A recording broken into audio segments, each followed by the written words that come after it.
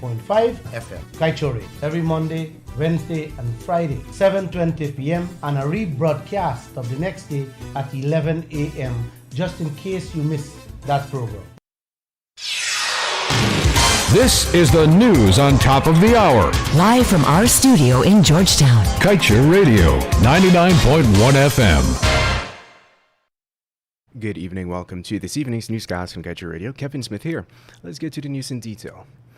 After reviewing the 2020 financial statements of ExxonMobil's subsidiary, Esso, the largest of three partners in the Stabroek block, chartered accountant Christopher Ram said he could only describe it as vague and certainly not in keeping with international financial reporting standards.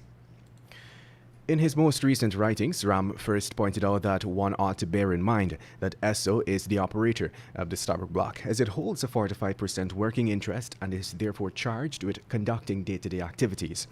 He noted, however, that this crucial or fundamental point was not even acknowledged by Esso in its financial statements. In other news, senior minister within the Office of the President with responsibility for finance, Dr. Ashni Singh, revealed that the APNU-AFC coalition was using proceeds from a syndicated bond for Kaieteur to repay the same lenders that provided it. The bond was secured by NISL in March of 2018, while the coalition was in power. It was announced back then that by the ex-boss of NISL, Colvin Heath London, that the company was successful in securing $30 billion syndicated bond to revitalize Kaieteur. NISL had used its assets as collateral to secure the amount from the lender. Dr. Singh said that out of the full amount, NISL had drawn down a total of $17.5 billion at a net trustee fee of $121 million. He had also detailed that to date, a total of $5.125 billion has been repaid to the lender, and noted that when his government entered office in August of 2020, it had discovered an astonishing situation in terms of repaying the bond holders. And now let's tell you 35-year-old Sheldon Wilson of Handenveld, Mahike, East Coast Demerara, drowned on Tuesday in the Demerara River after his truck reportedly developed some mechanical issues and went over the rails of the John Fernandez Wharf. We understand that around 12 hours 30, police received the report that Wilson went to the wharf to collect feed from a boat. After doing so, he began driving, but his vehicle went over the rails and into the river. We were informed that Wilson's truck in the process developed some mechanical difficulties which caused him to lose control. The entire front of the truck became submerged in the river. According to police, a laborer working at the wharf was the person who jumped into the river and retrieved Wilson's body. And moving on. Two medical students, ages 23 and 24, are deeply concerned about their safety after a house thief attempted to rape one of them during his second break-in at their Castello housing scheme apartment. It is understood that reports were made at the East Penitence outpost about the two incidents. Following his first report, the victim said the cops showed up unprepared to do a preliminary investigation, while adding that a follow-up was never done after the second report. However, in a subsequent update to this story, police has reached out to this media house saying that they will follow up with the investigation.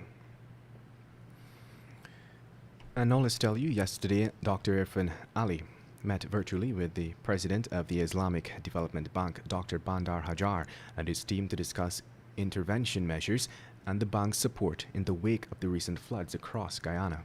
The head of state raised the need for aid to farmers to restore their productive capacity, support for drainage and irrigation initiatives, and further strengthening of the national drainage system. Discussions also centered on assistance for the affected hinterland and riverine communities. These areas, the president explained, depend predominantly on the mining and forestry sectors. Other critical interventions identified were restoration of river dams, hinterland roads and bridges, many of which were destroyed and remain submerged. And now let's tell you, an 18-year-old man who thought he had dealt his brother a fatal blow to the head hung himself on Father's Day. We understand that the deceased and his brother were having a drink at their home for Father's Day when an argument ensued. It is alleged that the deceased hit his brother to his head with a piece of wood, after which he, the brother, fell to the ground and lost consciousness. Fearing that his brother may be dead, he ran to the backyard.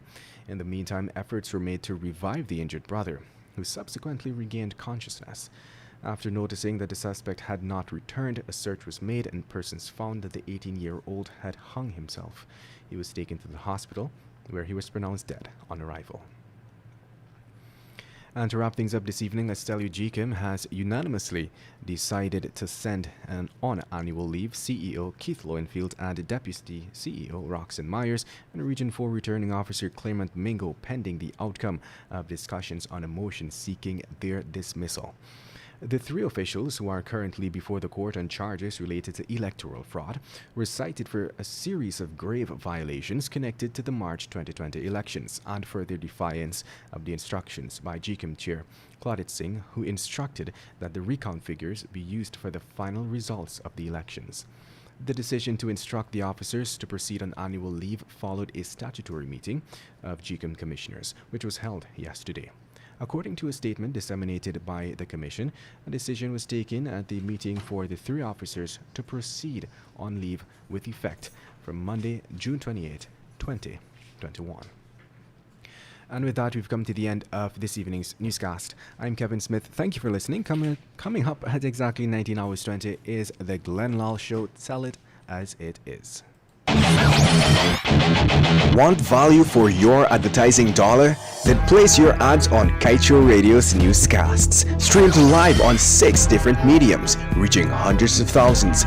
Advertise today and watch your dollar grow. Call us on 225-8465 or 226-8210 today. Guyana, we are returning to slavery.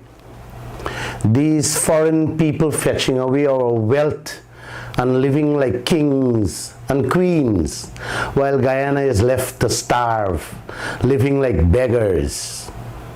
Brothers and sisters, we are the richest country on earth per capita as I speak now. We have wealth that can make Guyana greater than America overnight, but we are not benefiting from it. We cannot fix the sewage system in this country. It is stinking all over.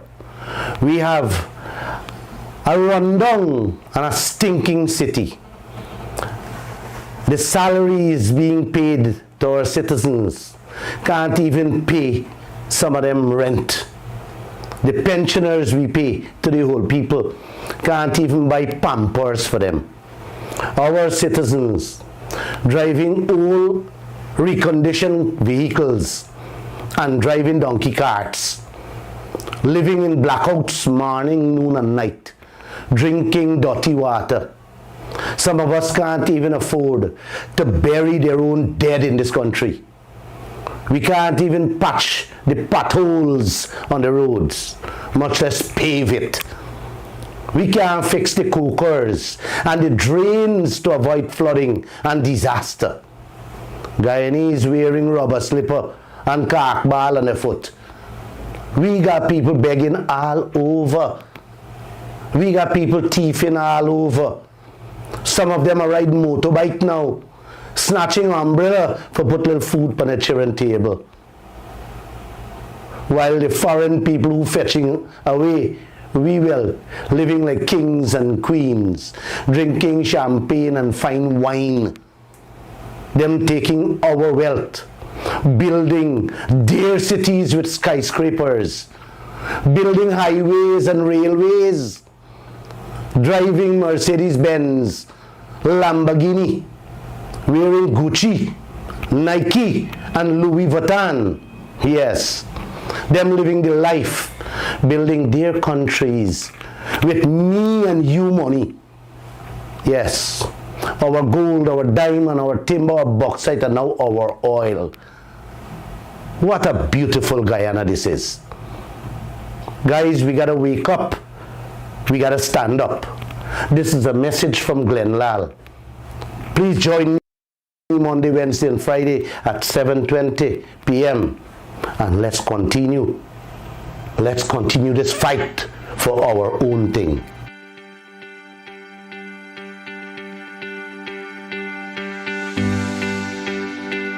Well, on Kaieteur Radio 99.